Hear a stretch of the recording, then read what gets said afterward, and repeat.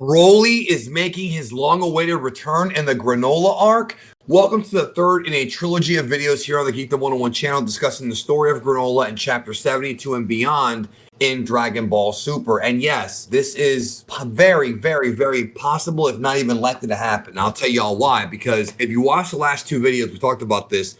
We discussed the Heaters asking Zuno about the Saiyans, but Goku and Vegeta are not the only surviving Saiyans right now. We have, of course, Vegeta's brother Tarbell, and we have BROLY. And yeah, I think this could be foreshadowing of things to come.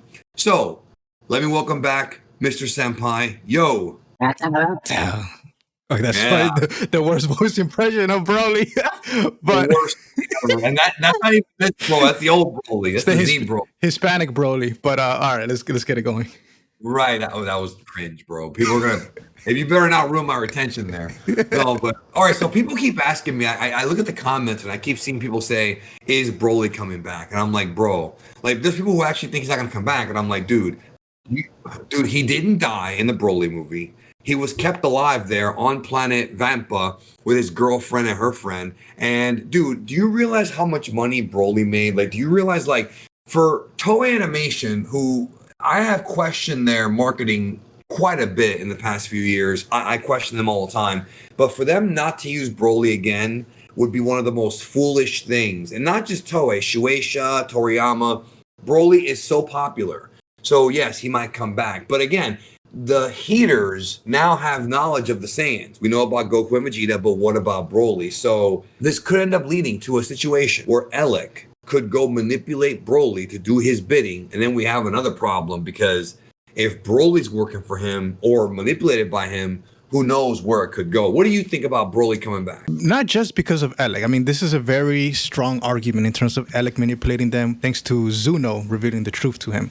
But also, if you go even further back to the end of Dragon Ball Super, BROLY the movie, you saw Frieza speaking about how he has plans for BROLY. He's going to wait for BROLY to kind of get stronger, mature a little bit more, but he definitely wants him as part of his army. How is he going to do that? How is he going to control BROLY? Well, there's a couple of ways to do it. One would be to manipulate Chilai, because BROLY has a lot of connections to her. Or Berry Blue. This character, a lot of people are not paying attention. Guys, pay attention. She's been there the entire time, according to what Toriyama said, but we didn't even see her until, like, the movie, which is a very strange retcon. But yeah, she's always been there, I guess, since, like, all the way back to Z, and even, like, during the Bardock special, like, the entire time. But she's new, but she's not really new according to the lore. You know what I mean? But she seems to know. She's always confident whenever Frieza's talking about a particular plan. She's smiling. She's confident. She's always one step ahead. She's very snarky. With the similarities she has to fortune teller Baba, not just in her size, but I did a whole video about this. She might have some sort of abilities to where she can manipulate or control somebody by force. We may not see that just yet, but I do believe that she's going to come back and be a major player in Dragon Ball Super. I can't manipulate y'all by force, but I can ask you to please hit the like button for the YouTube algorithm. And remember to check out Mr. Senpai's channel. Well, yeah, I mean, we don't know that for certain, but you're basically saying that you think she might be some kind of, she might have, like, magic or some kind of ability that we haven't seen yet. That's what you're basically saying. Exactly. I mean, she tugs on a Frieza. There's something about her that we just cannot ignore by how she was featured in the BROLY movie, and I think we need to keep our eyes on her. Yeah, and she was voiced by Veronica Taylor, who voiced Ash Ketchum, the original Ash Ketchum in Pokemon. So I mean, she's a legendary actress in the dub. Yeah, great actress. Great, very nice person too. The three most successful anime movies of all time in the United States are Pokemon Movie 1, Pokemon Movie 2, and Dragon Ball Super BROLY. So she's in the top three most successful anime movies. So if you are a dub studio out there, book Veronica Taylor in your movie and you might make a lot of money. But anyways, yeah, so I don't think that would make sense if it was her, because I don't think Broly's gonna listen to Frieza. I think Broly's kind of figured out Frieza's not a good guy. And Goku, the way that the movie ended with Goku kind of, giving Broly some food in the capsule house, I don't think that Goku's going to be his enemy. But I could see a situation where BROLY gets involved either to protect Frieza, maybe because of what you said, or to, get involved in the fight, either with manipulation from Alec, who now knows that there's more Saiyans out there, or maybe just having him at first try and get manipulated and then maybe working with Goku and Vegeta. Because I could see a situation where, like we discussed in the last video, with the Heaters, wishing for them to be more powerful, we may end up with a situation where it's Goku, Vegeta, Broly, and Granola against all 4 heaters. Now, I don't know if that's going to happen, but it could. I mean, though, if I were booking this, I would book a fight like that. I would have an 8-person Rumble 4-on-4. We haven't really seen that in Dragon Ball, like quite like that. You know what I mean? We've seen Rumbles, but not quite like that. So either way, I think Broly being a part of this arc now makes more sense. I mean, he's gonna come back at some point. It's just him being a part of this arc makes the most sense only because of the hint that we got. You know, where are the Saiyans at? So if there's more Saiyans, I mean, dude, Broly versus Granola, just that fight on its own is gonna draw eyeballs.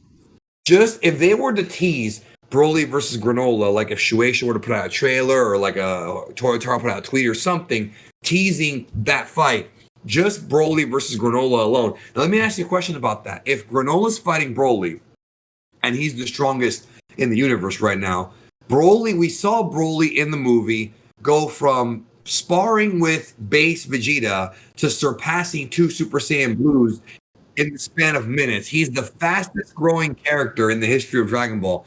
Does that mean that if he fights Granola, he's going to surpass Granola within that fight, bro? And become the strongest? Because that to me is a scary thought. You know what I'm saying? The dragon, the only thing he guaranteed is that at the point of that wish being made, he would be the strongest in the universe. But after that, it's anybody's game. So yes, I do believe can surpass him. Anybody can surpass him, and you're right. I mean, you're making complete valid points. The fact that he was able to surpass Goku and Vegeta, why wouldn't he be able to surpass somebody like Granola? And we saw him get stronger during the fight, and that was his first real fight, according to like what we heard. Not the stuff with Ba and all that stuff, like his father. His first real fight was against Goku and Vegeta. So Granola being his third or fourth, because Gogeta, you count Gogeta before, and Frieza be 5. So his 5th fight ever against Granola, he could end up gaining a lot of power. What were we gonna say? One counter to that, right? Just to play devil's advocate. The one counter to that is what led to him surpassing the other 2 was that his father was killed. That's one thing that definitely boosted his power. He turned Super Saiyan. And now, at this point, Broly may be a little bit more tame now that he spent more time with Lemo and Chilai. So what is going to be that trigger that's going to make him rage and surpass Granola?